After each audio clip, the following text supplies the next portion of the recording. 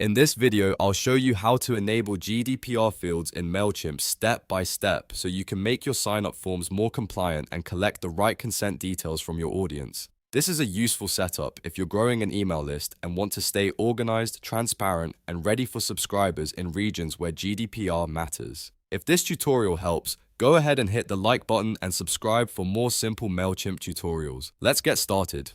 First, open Mailchimp in your browser and sign in to your account. Once you're inside the dashboard, look for the audience section in the left-hand menu. This is where Mailchimp keeps all of your contact and form settings, so it's the right place to make changes to your sign-up forms. Next, click on Audience. After that, go to the Audience Contacts area and click the three dots menu.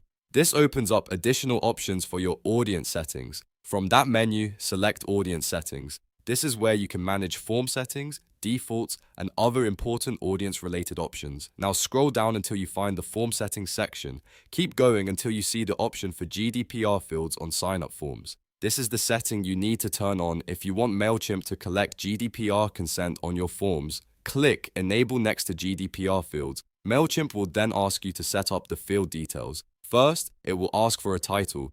Enter a clear title that explains what the consent is for, so your subscribers understand what they're agreeing to.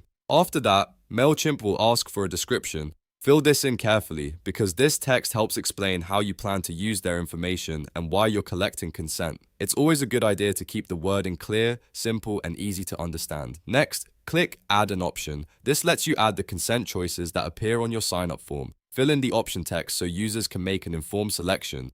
Depending on how you want to structure your form, you may need more than one option, so take your time and make sure everything is accurate. Once all the required fields are completed, review your GDPR setup one more time. Check the title, the description, and each option to make sure the form is correct and easy to read. When everything looks good, click Save GDPR Settings. And that's it.